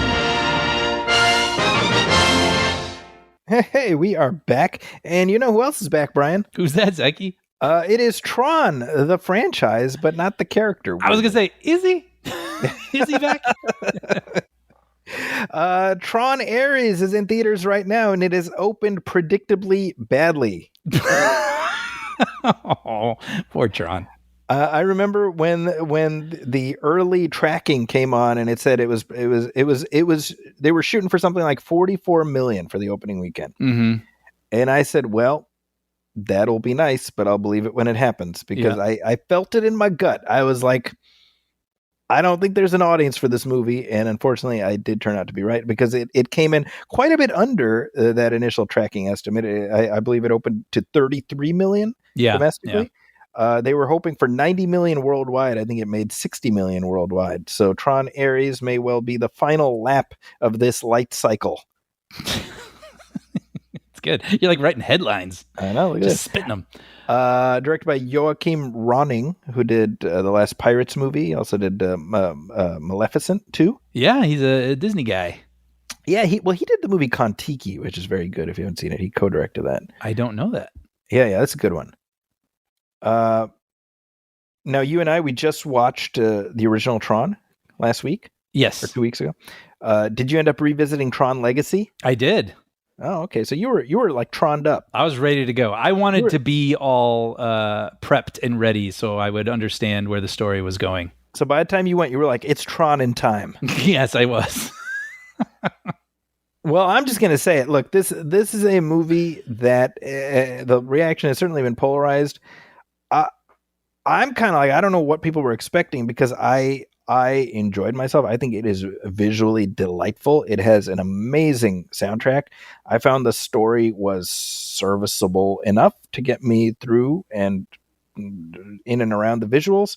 But this is a franchise that's always been driven by visuals, and I got many things in this movie that I would want to see in a Tron movie and had never seen in a Tron movie. So I left the theater quite happy with what I got. Cue Brian. So no, I'm glad. I would say, as a fan of this world and the past two movies, especially, actually revisiting Tron Legacy, I liked it more than I remembered. That is a movie that holds up to repeat viewings. I think it does. Yeah. I think it feels, and I think it's quite poignant, in my opinion. Poignant, and it still feels, what I think is so special about it is Tron, the 1982 Tron, still somehow feels singular. Yeah. Like no other film feels like that movie. And of course, you got the unique visuals, but just the tone of it. And I mean, there's the nature of the way that it was captured and all these, the type of score that it has, all these components to it that can make it feel that way. But it's whatever it is, it feels unto itself. It's a really amazing little film. And Tron Legacy comes out in an era where now everyone can do, amazing visual effects stuff. So how do you make a movie with the same tools that everyone else can use and is using right now, but make it feel different, make it feel Tron specific? And I think they nail it. I think the grid, I think all of the characters, I think the lore that comes out of it with these sort of like magical beings that just sort of show up and how people feel about it within the grid. Like it just feels unto itself. It feels like another singularly Tron thing. Yeah. I think with this one, I would say I enjoyed it enough, but I couldn't help but feel slightly underwhelmed by it. Yeah. Because it didn't feel as singularly Tron as the first two did for me. Right. I would say like this one to me felt like a competent sci-fi movie with occasionally elevated visuals and a powerful score, an amazing score by Nine Inch Nails that made it feel occasionally more than I think it actually is. Does that make sense? No, I think it does, and I think that's a fair response. I think for me, what I appreciated was the sense that this was clearly made by folks who just dig this franchise. Sure. And I appreciated that this is so niche, and they just really went for it with trying to expand the boundaries of this world. And there were so many interesting ideas. I loved how they depict hacking in the grid. Me too. That was pretty fun. Which, Right? I mean, if you want to say what it is. Yeah, you have essentially you've got different grids representing the different software companies. And so if you've got somebody at this company hacking into this other company, well, in the Troniverse, how is that depicted? And it's like this army of people who are scaling a fortress and trying to get in. I'm like, I love that, right? That's because that happens early on in the film. I'm like, this is what I want from a Tron movie. I'm like, give me a clever way of anthropomorphizing these concepts that we take for granted about computing in the real world. See, and you're making me think. I think that might have been part of my issue with it a little bit. Is I love that stuff, and I think a lot of this movie takes place in the real world. Yeah, and the characters aren't really that interesting at the end of the day. The human characters. Greta Lee, who I like. I liked her in the movie though. I thought she was good. I just didn't feel a lot for her. I felt like she didn't. I don't know. Like I didn't really get her or like what she liked, what she didn't like, if she was scared, she just kind of like drifted along for me. That's the way it played for me. And maybe it's because Evan Peters playing Dillinger's grandson or whatever was so big. I don't know. So even in Tron Legacy, I mean, when they show the human world, there's still this like unique thing. And it could be the Joseph Kosinski of it all. Like, I think he's just a very good director. Yeah, but it's still, even the real world still feels not like it could have been in any other film than Tron. The way that he captures it, the almost like clinical nature of it or something. And it just, that whole movie feels of a piece. And I feel like in this, I liked everything that was everything that had to do with Tron-ness, I really liked. But I think there was so much of it in the real world and other sort of things to it that it ultimately overall felt more like a fine 2025 blockbuster in Tron clothing, if that makes sense. No, I think that's to me apt. No, I think that's apt. It's tricky, right? Because it's like how much do we look at this film in terms of what it isn't? That was my thought. Like, because I know, and this is not you, this is me. I knew going in, like, how this was developed as much more of a straightforward sequel to Legacy. Mm-hmm. And then at some point, the Leto of it all came in, and what started as a tertiary character became the main character, which is Ares. I read that. Yeah. Yeah, and I find that slightly irksome, if I'm being honest. Yeah. You know. Well, what did you think of? I'm sorry. No, I don't want to. No. We'll get to that. Yeah, go ahead. Well, I was going to ask. I mean, what do you think of that character? I mean, he basically plays a computer program who, just follows orders, but then he comes to understand humanity a little bit, or gets a glimpse of it, and is intrigued by it, and starts to grow as a character. I mean, did that? What what I said in my review in the Chronicle is I was like, oh, this is like Wim Wenders' Wings of Desire, or if you've seen the movie City of Angels with Nicolas Cage. Yeah. Oh, wow, that's a great. Yeah. Right. It's it's because he plays in for those who haven't seen either Wings of Desire or City of Angels. It's about an angel who falls in love with a human. Mm-hmm. And wants to be human as a result, which is essentially Leto's arc in this, right? Mm-hmm. I'll be honest, I liked the arc for his character. I thought that was interesting. I kind of dug that he hacks in and he falls in love with everything he learns about her. Mm-hmm. And there's this moment where the whole movie centers around this idea of essentially what we see in the first movie, right, where that orange gets dematerialized and then stored in the computer, mm-hmm. and then it gets outputted back to the real world. So that's what now we have companies competing to do that. It's like 3D printing life, right. And so you have the Ares character who exists in the real world for a certain amount of time because the Dillinger company hasn't quite figured it out, and so he has to get her, the Eve character, and then he as he's interacting with her, he evinces pain, and she's like, "Oh my gosh," or like, "Are you okay?" or something, and he keys in on the fact that she has an empathetic response, mm-hmm. and that is sort of what makes him say, "Oh, this is what I want to be like." Like that changes his whole perspective. Yeah, and I like that. I really liked that idea of. I mean, it's an old story, right? The automaton that wants to be real. I mean, it's Pinocchio. Obviously, like Iron Giant, or right. And so in that sense, it's going through some hoary tropes, but it's plugging them into the Tron grid, if you will. And I like that. I like the Tron universe, and so I like it being purposed in these new storytelling ways. And I like that Tron. I mean, I was joking about how Tron is not in this, nor is Alan, nor is Bruce Boxleitner, not mentioned, neither hide nor hair. That does irk me. Mm-hmm. But Tron is also this universe, and it's an interesting universe. And so when we have things like light cycles racing through Los Angeles, that's visually exciting to me. All that stuff I really loved. And then the what do you call that? It looks like the thing from Space Recognizer. Recognizer. When that was, I mean, that's in the trailer, but when that's going through the city, that's when I started like sitting up again in my seat. That stuff is really interesting. And then cycling back to Jared Leto, I mean, obviously there's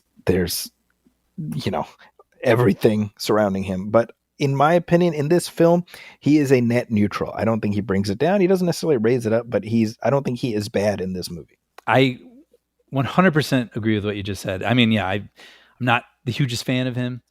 But that's a good way of putting it. I don't think he did a bad job. I don't think he elevated it either. Right. But I did enjoy that character. I enjoyed their turn. Coupled with him, you have his sort of sidekick, I guess you could say, Athena, played by Jodie Turner-Smith, and she's a little more focused on the mission. And I did like her then, as he's sort of becoming interested in humanity, and her sort of sticking to her mission and being the one who's I enjoyed her becoming the antagonist. I thought those two energies were fun. Athena was like, "I've been reading Reddit. You don't want anything to do with humanity." Yes. Which I respect that. Yeah. But so I guess it's so funny because this is one of those funny things where like I don't disagree with what you're saying. And I almost wonder if having watched those first two and then going into this, it just wasn't the movie I was expecting. Yeah. And I stand by it. I mean, those were my feelings. just that it felt a little less than the others as a Tron film, but the Tron stuff was still cool. And as a theater experience, those visuals and the Nine Inch Nails score are pretty awesome. And there's part of me that almost wants to go watch it again now that I'm a little calibrated, and it maybe is I a can theatrical experience. Yeah, and like maybe it's not to say that I would maybe even like it more, but I might enjoy it in a different way. You know what I mean? And just kind of sit back and take it for what it is and enjoy the audio visual experience of it or something. I think what helped me going in is I knew there was no Bruce Boxleitner in it. I knew there was no Garrett Hedlund. I knew they were not substantively continuing where Tron Legacy left off. Mm-hmm. And that helped because I was not expecting a straight up sequel. Yeah.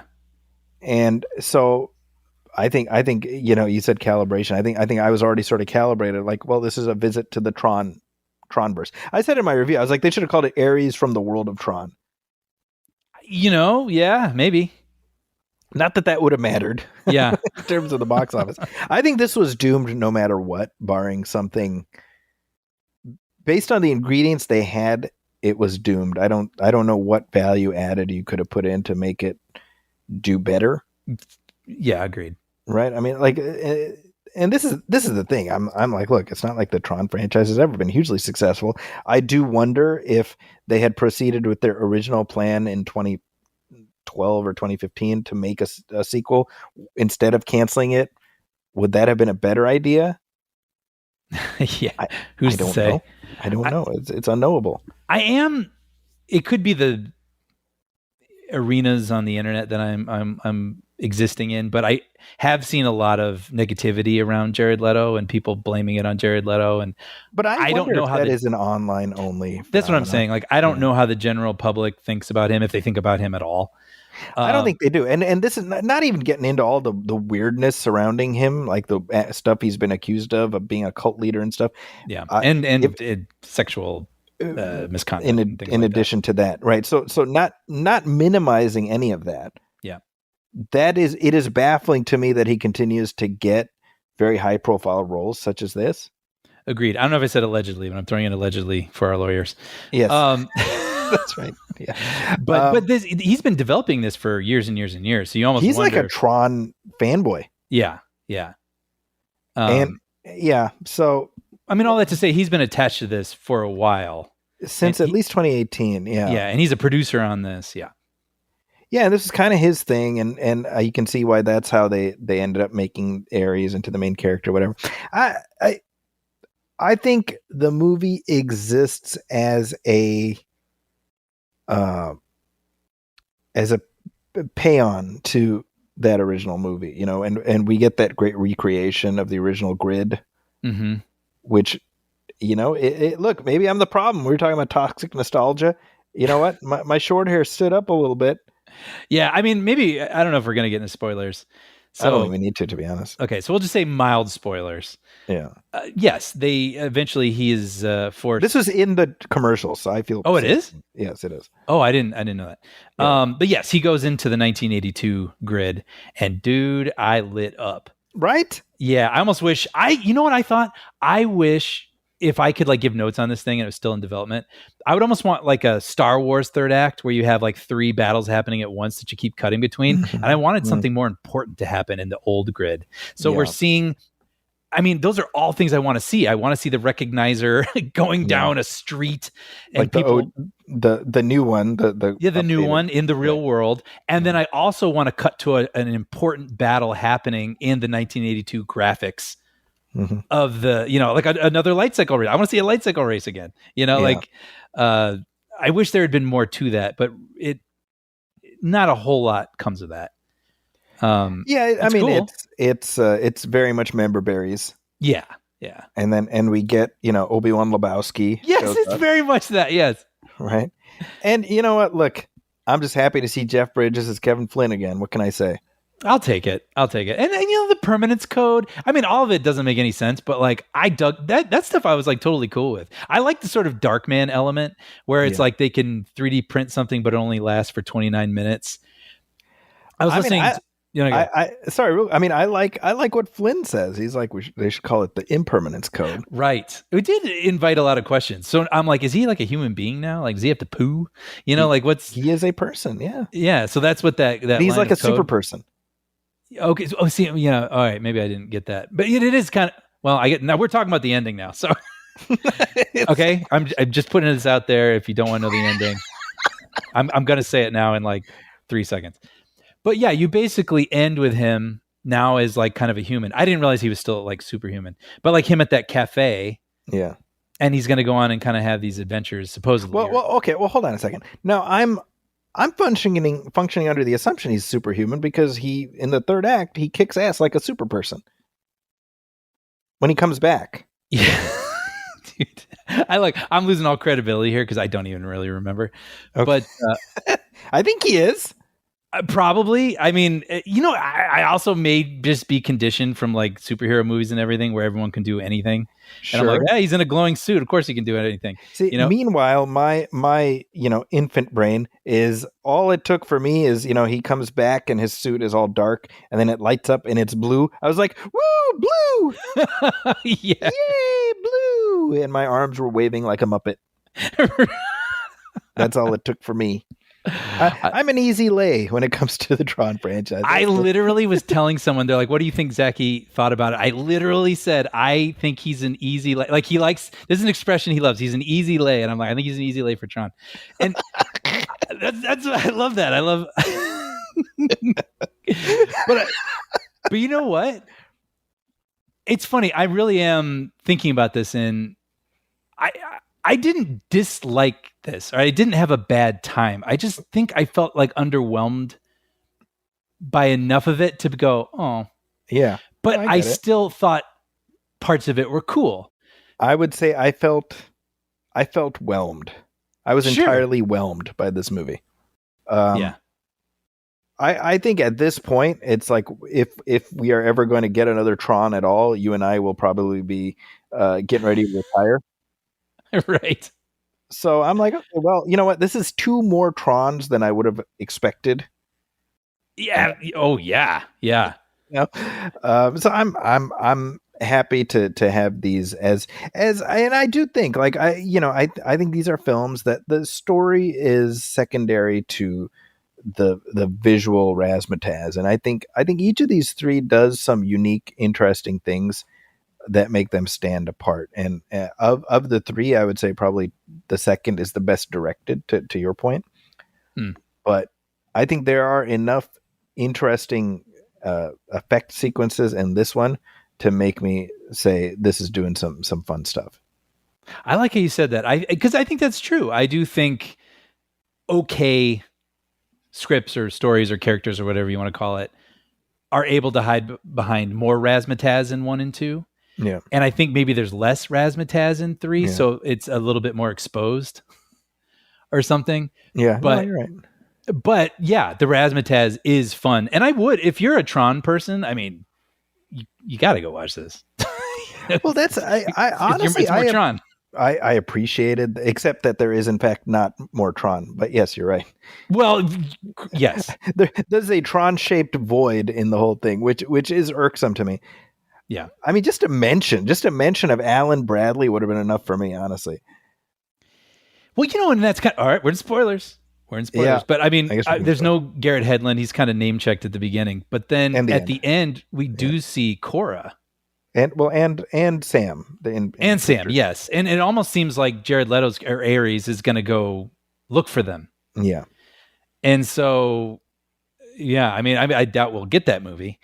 But I thought that was kind of interesting because there are a lot of revelations made in the second one about how what's discovered in the grid could change the world. Yeah. Well, and then I guess in this one they introduce a new thing that could change the world.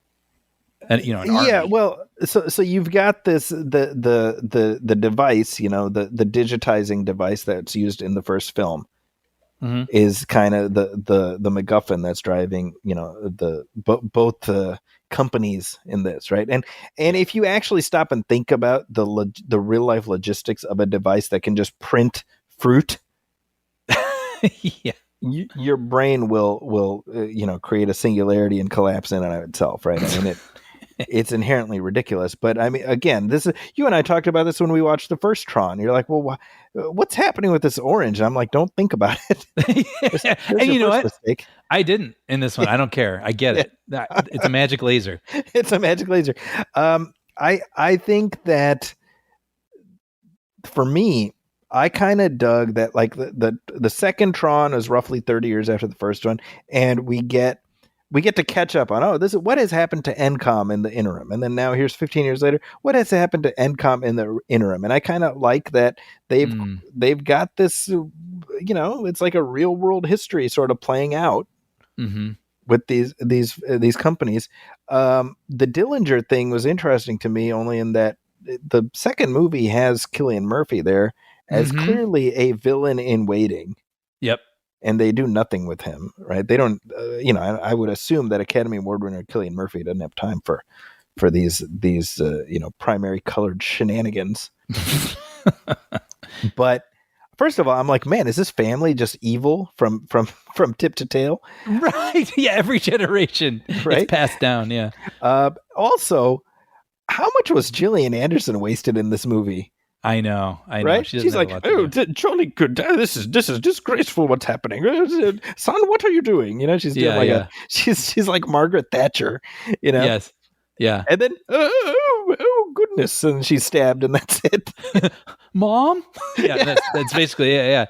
That being said, I enjoyed Evan Peters, man. He was. I did too. He was playing your 2025 model tech bro. Mm-hmm.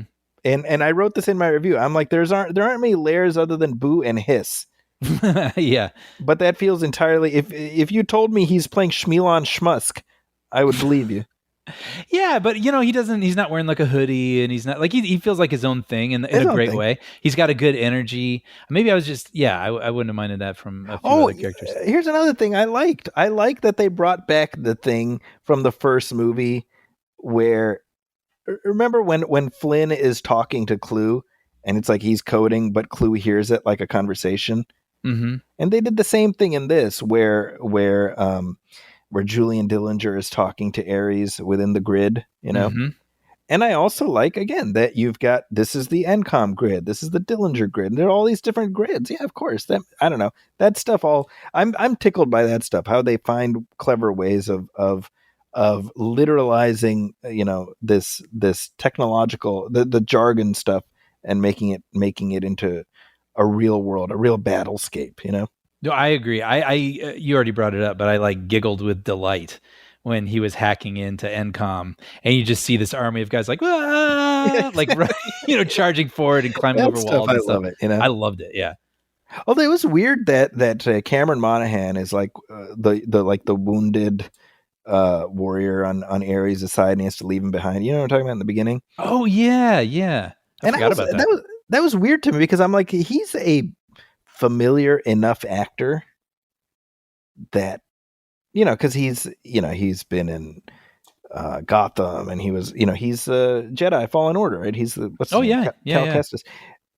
So it was weird because he doesn't reappear in the movie, and I just found that was interesting to me.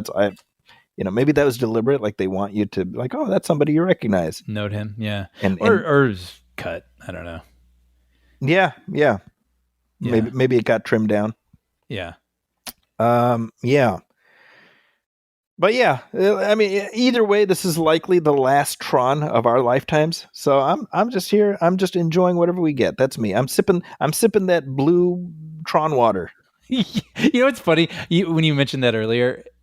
I was thinking it would be kind of funny if they did come out with one later, and I was picturing like DiCaprio and Ken Watanabe in Inception when they're old in that room. And I was picturing you and I in a theater looking like that. Here we are, and you're like old men, and I'm like filled with regret. And then it's like Tron 4, like starts on the screen. See, I was saying, like, yeah, I'm just drinking my blue Tron water, and then like Ram, I will get exhausted and die. You're right. I'll say I lived a good life. Yeah. So hey, Tron Ares, I liked it more than Brian. Yeah, and I would still say like Tron heads, definitely check it out. For people who are like, I'm cool with just going to something that's like a dazzling show, check it out. Otherwise, it's fine. If you have avoided the Tron thing up until this moment, this isn't going to be your on ramp. Yeah, I guess that's what I'm trying to say. Yeah, exactly. I think that I sure would have liked. There's a little business setup in the mid credit scene that I would have liked to see them do something with. Oh, definitely. Yeah. What's kind his of a name? bummer? Well, spoilers, but Dillinger becomes like Sark. He becomes Sark. He finds Sark's disc. I don't know how that happened, and I love it. That's what I want to see more of. Yeah. he was the make it happen somehow. He was the user. Now he's the programmer. That's kind of fascinating, to be honest. This guy, and I actually, that whole thing of like, oh, everybody's coming for Julian Dillinger. His only escape is to go into the grid. I don't know, man. That's good stuff. I like that. Mm-hmm. So there we are. Tron Ares. You know what? I'm so glad it exists, though. It was so unlikely that this would happen. That's kind of where I'm at. I say this all the time. That money ain't coming into or going out of my pocket. Right. All I have is my experience with the film, and this particular one, I had a grand old time. Yeah, and that's Tron got another swing delights me. Mm-hmm, absolutely. So join us again in 2045 when we'll let you know what we think of Tron Forever or whatever the next one is. But hey, let us know your thoughts. You can email us at moviefilmpodcast@gmail.com. You can also hit like on our Facebook page and message us there. Let us know where you landed on the grid when it comes to Tron Ares. As always, please go to Apple Podcasts and leave a review, leave a star rating if you like what we're doing. Please spread the word. And on that note, if you are listening to this on YouTube, please hit subscribe and hit like, because that's what allows our word to travel far and wide, which is ultimately what we want. We want global domination a la Julian Dillinger. That's right. That's what we're here for. Hey, we also have a Patreon page, Brian. Yes, we do. If you head over to patreon.com/moviefilmpodcast, hit subscribe. For only $5 a month, you'll find every commentary we've ever done and every episode from this point forward absolutely ad-free. Our free feed will always be available, but this is our way of providing what we believe is the most satisfying way to enjoy the show. So no random interruptions or ads butting into the conversation. Plus, your subscription goes a long way in helping to support us and helping to sustain producing the show. So if you're interested and able, please head over to patreon.com/moviefilmpodcast and hit subscribe. We'd be very grateful. And we are extremely grateful to all of our supporters. So thank you, everybody who already is on board. Mm-hmm. Hey, if you're looking for me online, you can find me on social media at Zacky's Corner. That's ZAKIS Corner. I am also at the San Francisco Chronicle and the Wrap and IGN. You can read my review of Tron Ares at the San Francisco Chronicle. Brian, what about you? You can find episodes I've written of Puppy Dog Pals and Young Jedi Adventures streaming on Disney+.